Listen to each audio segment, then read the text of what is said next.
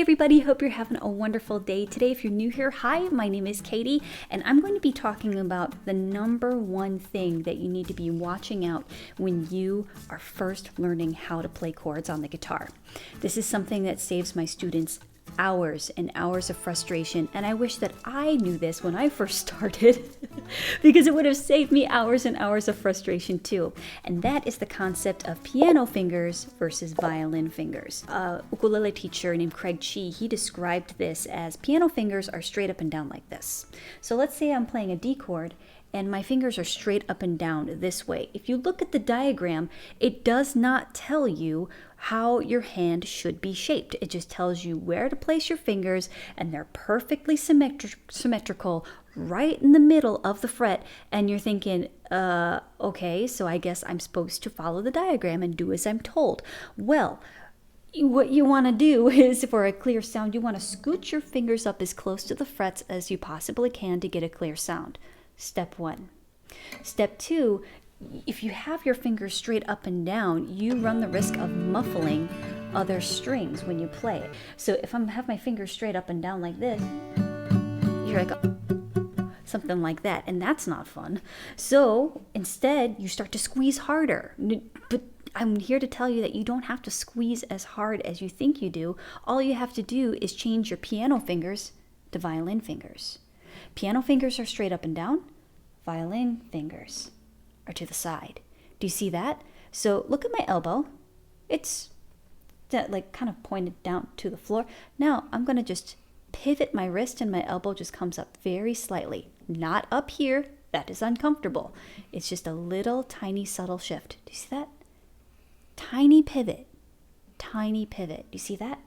So instead of straight up and down, where my thumb is more so in the back of the guitar neck, now when I pivot, my thumb it naturally wants to curl over, which is really nice because if you want to play a D chord and mute that E string, your thumb will naturally curl over if it's more so in this position than here. So you can mute it, strum away, and not have to worry about a rumbly bumbly E.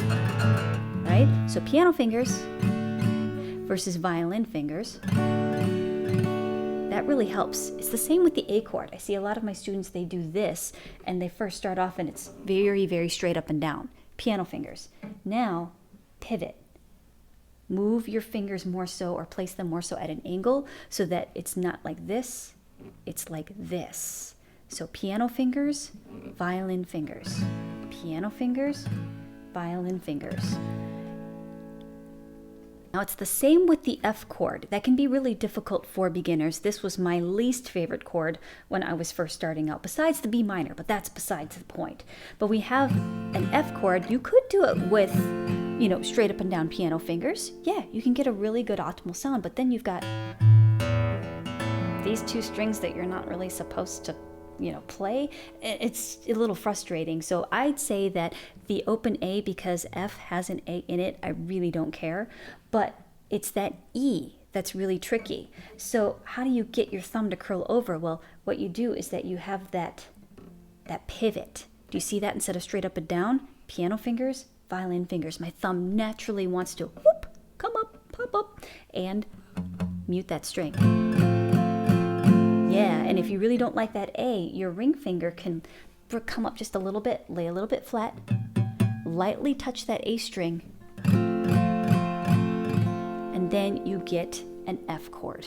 Now, of course, you really wouldn't have that problem if you had a bar chord F, but this really helps a lot just to troubleshoot with your F so that you're able to play it instead of just squeeze harder and then hope for the best and then have muffled strings and they get frustrated and then want to quit. If you liked that tip and it helped you, please leave a comment in the comment section below. Or if you have some tips for us, just to share that's something that really helped you as a player, leave that there. Go help somebody out with something that you have learned, and pass on that knowledge, that joy. All right, we want to share it, right?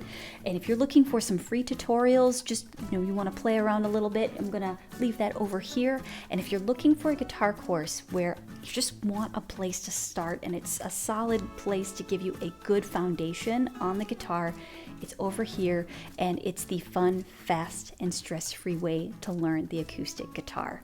So check out my course over here, check out the playlist over here, and I will see you in the next one. Remember, you are loved. Bye.